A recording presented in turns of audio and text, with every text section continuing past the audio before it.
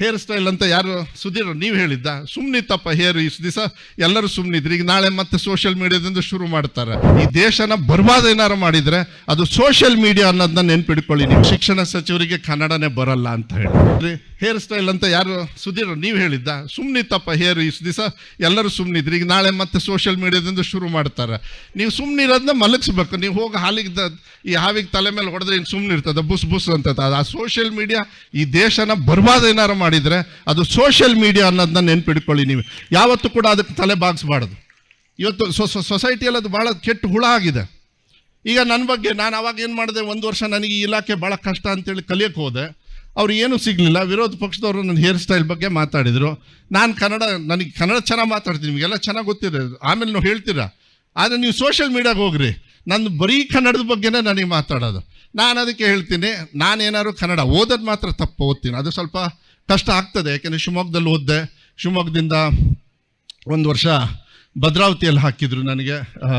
ವೆಂಕಟೇಶ್ವರ ನಿಮಗೂ ಅಷ್ಟೇ, ಏನೋ ನೀವು ಮೋಸ್ಟ್ಲಿ ತಲೆಟೆ ಮಾಡಿದ್ದಕ್ಕೆ ನಿಮ್ಮ ಅಪ್ಪವರು ಹಾಸ್ಟೆಲಿಗೆ ಸೇರಿಸ್ದಂಗೆ ನನಗೂ ಅಷ್ಟೇ ನಮ್ಮ ತಂದೆ ತಾಯಿಯವರು 1 ವರ್ಷ ಹಾಸ್ಟೆಲಿಗೆ ಸೇರಿಸಿದ್ರು. ಅದಾದಮೇಲೆ ಬೆಂಗಳೂರಲ್ಲಿ ಸೆಂಟ್ ಜೋಸೆಫ್ ಇಂಡಿಯನ್ ಹೈಸ್ಕೂಲ್, ಅಂದರೆ ನಾಳೆ ಏನು ನಮ್ಮ ಕಾರ್ಯಕ್ರಮ ಇದೆ ಅಲ್ಲಿ ನಾವು ಓದ್ಕೊಂಡು ಬಂದಿರ್ತಕ್ಕಂಥದ್ದು. ನಮಗೂ ಕೂಡ ಆ ಸಂದರ್ಭದಲ್ಲಿ ಏನಂದರೆ ಓದಬೇಕಾದ್ರೆ ಇಲ್ಲಿ ಇಂಗ್ಲೀಷ್ನ ಕನ್ನಡದಲ್ಲಿ ಹೇಳ್ಕೊಡೋರು, ನಾವು ಬೆಂಗಳೂರಿಗೆ ಹೋದ ತಕ್ಷಣ ಕನ್ನಡನ ಇಂಗ್ಲೀಷಲ್ಲಿ ಹೇಳ್ಕೊಡೋರು. ನಾವು ಒಂಥರ ಡಬಲ್ ಗ್ರ್ಯಾಜುಯೇಟ್ ಇದ್ದಂಗೆ. ಅದರಲ್ಲಿ ಸಿಕ್ಕಾಕೊಂಡು ಈ ಟೀಚರ್ಸ್ನ ನಾನು ಅನಿವಾರ್ಯವಾಗಿ, ಪಾಪ ಗುರುಗಳೇ ತಗೊಳ್ಳಿ, ಏನು ತಪ್ಪೇನಿಲ್ಲ, ಆದರೆ ಅನಿವಾರ್ಯವಾಗಿ ನಾನೇನಾದ್ರು ಕನ್ನಡ ತಪ್ಪು ಓದಿದ್ರೆ ಸ್ವಲ್ಪ ಶಿಕ್ಷಕರ ಪಾತ್ರನೂ ಇದೆ ಅಂತ ಹೇಳಿ ನಾನು ಅನಿವಾರ್ಯವಾಗಿ ಹೇಳಬೇಕಾಗುತ್ತೆ. ಅವ್ರು ಯಾರೂ ಶಿಕ್ಷಕರು ಇಲ್ಲ, ತಲೆ ಕೆಡಿಸ್ಕೊಳ್ಳೋದು ಬೇಡ. ಅದನ್ನು ಹೋಗಿ ಏನಿದೆ, ಶಿಕ್ಷಣ ಸಚಿವರಿಗೆ ಕನ್ನಡನೇ ಬರಲ್ಲ ಅಂತ ಹೇಳಿ. ನಾನು ಇಷ್ಟೊತ್ತು ಏನಲ್ಲಿ ಮಾತಾಡ್ತಾ ಇದ್ದೀನಿ ಸುಧಾಕರ್ ಶೆಟ್ರೆ? ನೀವೇನಾರು ನಿಮ್ಮ ಪಕ್ಷದವರು ಮಾಡಿದಿರಿ, ನೀವು ಟೀಕಾ ಟಿಪ್ಪಣಿಗಳು ಬಿಟ್ಟಿರ? ನಿಮ್ಮವ್ರು ಬಂದಿದ್ರು, ಅರ್ಜಿ ಕೊಟ್ಟಿದ್ರು, ಶಾಲೆಗಳನ್ನು ಕ್ಲೋಸ್ ಮಾಡಿಬಿಡ್ತಾರೆ. ನಿಮ್ಮ ಸ್ನೇಹಿತರು ಬಂದು ಯುವಕರು, ನೀವು ನೋಡಿದ್ರೆ ಸೋಷಿಯಲ್ ಮೀಡಿಯಾದಲ್ಲಿ ಬಂದು ಎಲ್ಲ ಮಾಡಿ. ನಾನು ಅವ್ರಿಗೆ ಚೆನ್ನಾಗಿ ಉಗಿದೆ, ಯಾರಯ್ಯ ಹೇಳಿದ್ದಾರೆ? ಇಲ್ಲ, ಸೋಷಿಯಲ್ ಮೀಡಿಯಾದಲ್ಲಿ ಹೇಳಿದೆ. ನೀವು ಪಕ್ಷದ ಉದ್ಧಾರ ಅಲ್ಲ, ನಮ್ಮನ್ನು ಉದ್ಧಾರ ಆಗಕ್ಕೆ ಬಿಡಲ್ಲ, ಸೋಷಿಯಲ್ ಮೀಡಿಯಾ ಬಿಡ್ರಿ, ಜನರ ಹತ್ರ ಹೋಗ್ರಿ, ನಿಮ್ಮ ಪಕ್ಷನೂ ಉದ್ಧಾರ ಆಗುತ್ತೆ ಅಂತ ಇದೇ ಮಾತು ಹೇಳಿದ್ದೀನಿ. ಯಾಕಂದ್ರೆ I was 11 years youth president for your party then. ನಾನು ಪ್ರೆಸಿಡೆಂಟ್. ಅವ್ರಿಗೆ ತಪ್ಪು ದಾರಿಗೆ ತೋರಿಸ್ಬಾರ್ದು. ಸೋಷಿಯಲ್ ಮೀಡಿಯಾದಲ್ಲಿ ನೋಡೋದು, ನನಗೆ ಬಂದು ಪ್ರಶ್ನೆ ಕೇಳೋದು. ಮಾಧ್ಯಮದವರು ಇಲ್ಲಿ ಇರ್ಬೋದೇನೋ ಗೊತ್ತಿಲ್ಲ, ಅವರು ಅಷ್ಟೇ ಏನಾದ್ರು ಪ್ರಶ್ನೆ ಕೇಳ್ತಾರೆ. ನೀವು ಎಲ್ಲಿ ಕೇಳಿದ್ರಿ ಅಂದರೆ, ಇಲ್ಲ ಸೋಷಿಯಲ್ ಮೀಡಿಯಾದಲ್ಲಿ ಆ ಪತ್ರಿಕೆಯಲ್ಲಿ ಬಂತು, ಈ ಅಲ್ರಿ ಆ ಪತ್ರಿಕೆ ಈ ಪತ್ರಿಕೆಯಲ್ಲಿ ಬಂತು ಅಂದರೆ ನಾನೊಬ್ಬ ಶಿಕ್ಷಣ ಸಚಿವನಾಗಿ ನಾನು ಹೇಳಬೇಕೇ ಹೊರತು ಯಾರೋ ಪತ್ರಿಕೆನೋ ಇಲ್ಲಾಂದರೆ ಯಾವುದೋ ಸೋಷಿಯಲ್ ಮೀಡಿಯಾದ ಹೇಳಿದರೆ ಅದಕ್ಕೆ ಉತ್ತರ ಕೊಡೋದಕ್ಕೆ ಆಗೋದಿಲ್ಲ. ಯಾಕೆಂದರೆ ಸಮಸ್ಯೆಗಳು ಆಗಲೇಬೇಕಾದಷ್ಟಿದ್ದಾವೆ. ನನ್ನ ಹೇರ್ ಸ್ಟೈಲೇ ನಿಮಗೊಂದು ದೊಡ್ಡ ಸಮಸ್ಯೆ ಅಂತ ಹೇಳಿದರೆ ಮಕ್ಕಳ ಹಣೆಬರ ಏನಾಗುತ್ತೆ ಹೇಳಿದ್ರೆ ನೋಡೋಣ. ಅದಕ್ಕೆ ನಾನು ಅದಾದಮೇಲೆ ಶಿಕ್ಷಕರ ಈ ಮಕ್ಕಳಿಗೆ ಕೊರತೆ ಇರತಕ್ಕಂಥ ಸಂದರ್ಭದಲ್ಲಿ ನಾನು 2nd exam 3rd exam policy ತಂದೆ. 25 ದಿವಸದೊಳಗೆ ಅದೇ ಮಕ್ಕಳು, ಅದೇ ಟೀಚರು, ಅದೇ ಸಿಸ್ಟಮ್ಮು, ಅದೇ ಸಿಲೆಬಸ್ಸು, ವಿತಿನ್ 25 ಡೇಸಲ್ಲಿ ಮಕ್ಕಳು ಮತ್ತೆ ಎಕ್ಸಾಮ್ ಕಟ್ತಾರೆ. ಅದರಲ್ಲೂ ಕೂಡ ಏನಾದ್ರು ಪಾಸ್ ಆಗಲಿಲ್ಲ ಅಂತ ಹೇಳಿದರೆ ಅವರನ್ನು ಮತ್ತೆ 3ನೇ ಎಕ್ಸಾಮ್ ತಗೊಂಡು, ಉದಾಹರಣೆ ನಾನು ಕೊಡಲಿಕ್ಕೆ ಇಷ್ಟಪಡ್ತೀನಿ. ನನಗೆ ಹೆಮ್ಮೆ ಇದೆ, ಈ ರಾಜ್ಯದ ಮಕ್ಕಳು ಯಾರು ನನಗೆ ಟೀಕಾ ಟಿಪ್ಪಣಿಯನ್ನು ಮಾಡಿದ್ರು, ಮಕ್ಕಳು 1,16,000 ಮಕ್ಕಳು SSLCಯಲ್ಲಿ 1,16,000 ಮಕ್ಕಳು ಯಾರು ಪಾಸ್ ಆಗಿರಲಿಲ್ಲ, 2ನೇ ಮತ್ತು 3ನೇ ಎಕ್ಸಾಮಲ್ಲಿ ಪಾಸ್ ಆಗಿ ಯಾರು ಟೀಕಾ ಟಿಪ್ಪಣಿ ಮಾಡಿದ್ದಾರೆ ಅವ್ರಿಗೆ ಉತ್ತರವನ್ನು ಕೊಟ್ಟಿದ್ದಾರೆ ಅಂತೇಳಿ ಭಾಳ ಹೆಮ್ಮೆಯಿಂದ ಇವತ್ತು ಹೇಳ್ಕೊಳ್ಳಿಕ್ಕೆ ಇಷ್ಟಪಡೋದು. ನೋವಾಗುತ್ತೆ ನಮಗೆ. ಅಲ್ಲ, ಪಾಠ ಹೇಳ್ಕೊಡೋದು ನಾವು ತಪ್ಪು, ಮಕ್ಕಳು ಫೇಲ್ ಆದರೆ ಅದೇ ಮಕ್ಕಳು ಸುಧೀರ್ ಅವರೇ ಅದೇ ಶಾಲೆಯಲ್ಲಿ ಅದೇ ಟೀಚರು ಪಾಸ್ ಮಾಡಿಲ್ವಾ? ಹೆಂಗೆ ನೀವು ಒಲಿಂಪಿಕ್ಸಿಗೆ ಕಳಿಸ್ತೀರಿ? ಯಾಕೆ ಒಂದೇ ಚಾನ್ಸ್ ಕೊಡ್ರಿ, ಯಾಕೆ 2 ಕೊಡ್ತೀರಿ? ನೀವು ಗೋಲ್ಡ್ ಮೆಡ್ಲು ಎಲ್ಲದೂ ಕೂಡ ಸಾಧನೆ ಬರೋದು 2ನೇ ಮತ್ತು 3ನೇ ಚಾನ್ಸಲ್ಲೇ ಹೊರತು ನೀವು ಆ್ಯಾವ್ರೇಜ್ ತೊಗೊಳ್ಳಿ. ನನಗೆ ಗೊತ್ತಿದೆ, ಶಿಕ್ಷಣಕ್ಕೆ ನೀವು ಒಂದು ಸ್ಪೋರ್ಟ್ಸಿಗೆ ನೀವು ಕಂಪೇರ್ ಮಾಡೋದಕ್ಕಾಗೋದಿಲ್ಲ. ಆದರೆ ತಪ್ಪುಗಳು ನಮ್ಮಲ್ಲಿದ್ದಾಗ, ಅವಕಾಶಗಳ ಕೊರತೆ ಇದ್ದಾಗ, ನಿಮ್ಮ ಕಣ್ಮುಂದೆ ಇದ್ದಾಗ, ಆ ಮಕ್ಕಳಿಗೆ ಆ ಕೆಪಾಸಿಟಿ ಇದ್ದಾಗ. ನಾನು ಒಂದೇ ಸತಿಗೆ ಯಾವಾಗ ಈ ಕಾಪಿಂಗ್ ಬಿಡಿಸ್ದೆ, ಬರೀ 2 ಮಕ್ಕಳು ಇಡೀ ರಾಜ್ಯದಲ್ಲಿ 625ಕ್ಕೆ 625 ತಗೊಂಡ್ರು.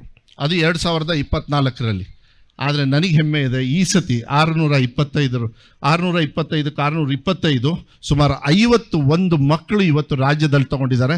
ಕಾಪಿ ಹೊಡಿದೆ ಇವತ್ತು 625ಕ್ಕೆ 625 ತಗೊಂಡಿದ್ದಾರೆ. ಅದಕ್ಕೆ ನನಗೆ ಇವತ್ತು ಹೆಮ್ಮೆ ಇದೆ. ಇವತ್ತು 11ನೇ ಕ್ಲಾಸು 12ನೇ ಕ್ಲಾಸ್ ಅಂದರೆ PUCಗೆ JE CET ಇದೆಲ್ಲದೂ ಕೂಡ ಐ ಥಿಂಕ್ ಈಗೆಲ್ಲ ಸುಮಾರಷ್ಟು ಜನರು ತಂದೆ ತಾಯಿಯವರು 2 ಲಕ್ಷ 3 ಲಕ್ಷ 5 ಲಕ್ಷ 6 ಲಕ್ಷ ಕೊಟ್ಟು ಕೋಚಿಂಗ್ ಕ್ಲಾಸಸ್ಸಿಗೆ ಕಳಿಸ್ತೀರಿ ನೀವು, ಹೌದಾ? ಇದೆಲ್ಲ 10ನೇ ಕ್ಲಾಸ್ ಆಗ್ತಿದ್ದಂಗೆ ಈಗ ಸ್ಟಾರ್ಟ್ ಆಗುತ್ತೆ ನಿಮಗೆ. ಮಕ್ಕಳಿಗೆ ಎಲ್ಲಿ ಕಳಿಸ್ಬೇಕಂತ, ಎಲ್ಲೂ ಕಳಿಸ್ಬೇಡ್ರಿ. ನೀವು ನನ್ನ ಸರ್ಕಾರಿ ಶಾಲೆಗೆ ಕಳಿಸ್ರಿ, ಫ್ರೀಯಾಗಿ ಫ್ರೀಯಾಗಿ ಬೆಳಗ್ಗೆ ಮತ್ತು ಸಾಯಂಕಾಲ ಅವ್ರಿಗೆ ಫ್ರೀ ಕೋಚಿಂಗ್ ಕಳಿಸ್ತಕ್ಕಂಥ ಕೆಲಸವನ್ನು ಇವತ್ತು ನಾವು ಮಾಡ್ತಾ ಇದ್ದೀವಿ. ಈಗಾಗಲೇ 1 ವರ್ಷ ಆಯಿತು, 2ನೇ ವರ್ಷಕ್ಕೆ ಬಂದಿದ್ದೀವಿ. ಸಂಕೇತ್ ಅಂತ ಒಬ್ಬ ಹುಡುಗ ಗೋರಖ್ಪುರ್ ಕಲ್ಕಟ್ಟ ಅಲ್ಲಿ IITಗೆ ಅವನಿಗೆ ಅಡ್ಮಿಷನ್ ಆಯಿತು. ಅವನಿಗೆ ಮೊನ್ನೆ ಮಕ್ಕಳ ದಿನಾಚರಣೆ ಸಂದರ್ಭದಲ್ಲಿ ಅವರಿಗೆ ಸನ್ಮಾನವನ್ನು ಕೂಡ ನಾವು ಮಾಡಿದ್ದೀವಿ. ಅಂದರೆ ಒಂದು ಮಗು ಇವತ್ತು ಸರ್ಕಾರದಲ್ಲಿ IITಗೆ ಹೋಗುತ್ತೆ ಅಂದರೆ ಮುಂದಿನ ವರ್ಷ ಎಷ್ಟು ಹೋಗ್ತಾರೆ ಸುಧೀರ್ ಅವರೇ ಹೇಳಿ ನೋಡೋಣ, ಸರ್ಕಾರಿ ಶಾಲೆಯಿಂದ. ಇವತ್ತು ನಾನು ಹೆಚ್ಚು ಉದ್ದಕ್ಕೆ ಭಾಷಣ ಮಾಡ್ಕೊಳ್ಳೋದಕ್ಕೆ ಹೋಗೋದಿಲ್ಲ. ನಮ್ಮ KPS ಅಂತ ಹೇಳಿ ನಾವು ಮಾಡ್ತಾ ಇದ್ವಿ. ಈಗೇನಾಗಿದೆ, ಮುಂಚೆ ನನಗನ್ಸುತ್ತೆ ಗೋವಿಂದಗೌಡರು ಅವರೆಲ್ಲರೂ ಕೂಡ ಶಾಸಕರಾಗಿರ್ತಕ್ಕಂಥ ಸಂದರ್ಭದಲ್ಲಿ ಆ ರೋಡ್ಗಳ ಬಗ್ಗೆ ಚರ್ಚೆ ಮಾಡಿದರು ಸುಧಾಕರ್. ಆ ರೋಡ್ಗಳು ಆಗೋಕ್ಕಿಂತ ಮುಂಚೆ ಅವ್ರು ಏನಾದ್ರು ಮತ ಕೇಳೋಕ್ಕೆ ಇಲ್ಲ, ಮತ ಹಾಕಿದವ್ರ ಹತ್ರ ಹೋದಾಗ ಆ ಊರಲ್ಲಿ ಏನು ಕೇಳಿದ್ರು ಗೊತ್ತಾ, ನಮಗೆ ರೋಡು ಏನು ಬೇಡ, ನಮ್ಮ ಊರಿಗೆ ಒಂದು ಶಾಲೆ ಕೊಡಿ ಅಂತ ಹೇಳಿ ಕೇಳಿರ್ತಾರೆ. ನಮ್ಮ ತಂದೆಯವರು ಕೂಡ ಅವರು ಸೊರಬದಲ್ಲಿ ಯಾವ್ದಾರು ಒಂದು ಹಳ್ಳಿಗೆ ಹೋದಾಗ ನಮ್ಮ ಊರಿಗೆ ಒಂದು ಶಾಲೆ ಕೊಡಿ. ಅದು ಇವತ್ತು ಲಯಬಿಲಿಟಿ ಆಗಿದೆ ಸುಧಾಕರ್ ಅವರೇ, ಅದು ಲಯಬಿಲಿಟಿ ಆಗಿದೆ. ಯಾಕೆಂದರೆ ಎಲ್ಲ ಕಡೆನೂ ನೀವು ಶಾಲೆಗಳನ್ನು ಮಾಡಿ, ಪ್ರೈವೇಟ್ ಇನ್ಸ್ಟಿಟ್ಯೂಷನ್ಸು ಬಂತು. ಈಗ LKG UKG ಇರಲಿಲ್ಲ ನಮ್ಮಲ್ಲಿ, ಅಂಗನವಾಡಿ ಮಾತ್ರ ಇತ್ತು. ಇವತ್ತೇನಾಗಿದೆ, ತಂದೆ ತಾಯಿಯವರು ಮಕ್ಕಳು ಹುಟ್ಟೋಕ್ಕಿಂತ ಮುಂಚೆನೇ ಡಿಸೈಡ್ ಮಾಡ್ತಾರೆ 4ನೇ ವರ್ಷಕ್ಕೆ ಎಲ್ಲಿಗೆ ಕಳಿಸ್ಬೇಕು, ನರ್ಸರಿಗೆ ಎಲ್ಲಿ ಕಳಿಸ್ಬೇಕು, ಮಾಂಟೆಸರಿಗೆ ಎಲ್ಲಿ ಕಳಿಸ್ಬೇಕು, LKGಗೆ ಎಲ್ಲಿ ಕಳಿಸ್ಬೇಕು, ಸರ್ಕಾರಿ ಶಾಲೆಗೆ ಕಳಿಸೋದಿಲ್ಲ. ಅವ್ರು ಇಲ್ಲ ಬೇಡ, ಅಂಗನವಾಡಿ ಆದರೆ ಸರಿಯಾಗೋದಿಲ್ಲ, ಎಜುಕೇಷನ್ ಚೆನ್ನಾಗಿರಬೇಕು ಅಂತ. ಅಲ್ಲೇನಾಗ್ತದೆ, ಒಂದು ಪ್ರೈವೇಟ್ ಶಾಲೆ ಉದ್ಭವವಾಗಿದೆ. ಇದು ಒಂದು 10, 20, 30 ವರ್ಷದಿಂದ. ಇವತ್ತು ಸುಧಾಕರ್ ಅವ್ರದ್ದು ಮೋಸ್ಟ್ಲಿ ಹಿಸ್ಟ್ರಿ ಏನಾದ್ರು ತೊಗೊಂಡ್ರೆ ಎಲ್ಲೋ ಒಂದು ರೀತಿಯಲ್ಲಿಲ್ಲ, ಅವ್ರ ಸ್ನೇಹಿತರು ಇಲ್ಲ ಅಂದರೆ ಪ್ರೈವೇಟ್ ಶಾಲೆದು ಎಲ್ಲಿಂದ ಉದ್ಭವ ಆಯಿತು ಅಂದರೆ ನಮ್ಮ ವೀಕ್ನೆಸ್ ಇತ್ತು. LKG UKG ನಾವು ಮಾಡಲಿಲ್ಲ. ನಾವು ಈ ವರ್ಷ LKG UKG ಮಾಡಿ ಲಕ್ಷಾಂತರ ಮಕ್ಕಳು, ಈಗಾಗಲೇ 5,000 LKG UKG ಸರ್ಕಾರಿ ಶಾಲೆಯಲ್ಲೇ ಇವತ್ತಿದೆ. ಆಂಗ್ಲ ಮಾಧ್ಯಮನ ಧೈರ್ಯದಿಂದ ನಾನು ಹೇಳಲಿಕ್ಕೆ ಇಷ್ಟಪಡ್ತೀನಿ. 4,000 ಆಂಗ್ಲ ಮಾಧ್ಯಮ ಬೈಲಿಂಗ್ವಲ್ ಕ್ಲಾಸಸ್ನ ನಾನು ಸರ್ಕಾರಿ ಶಾಲೆಯಲ್ಲಿ ನಾವು ಈಗಾಗಲೇ ಮಾಡಿದ್ದೀವಿ. ನನ್ನ ಮೇಲೆ ಟೀಕಾ ಟಿಪ್ಪಣಿ ಮಾಡಿದರು. ಏನಂತ ಮಾಡಿದರು, ಇವನು ಕನ್ನಡ ಶಾಲೆ ಮುಚ್ಚುತ್ತಾನೆ ಅಂತ. ಕನ್ನಡ ಶಾಲೆ ಮುಚ್ಚೋದಲ್ಲ, ನನ್ನ ರಕ್ತ ಯಾವತ್ತೂ ಕೂಡ ಕನ್ನಡ, ನನಗೆ ಅದು ಚೆನ್ನಾಗಿ ಗೊತ್ತೈತೆ. ಟೀಕಾ ಟಿಪ್ಪಣಿ ಅವರಿಗೆ ನಾನು ಉತ್ತರ ಕೊಡೋದಕ್ಕೆ ಹೋಗೋದಿಲ್ಲ.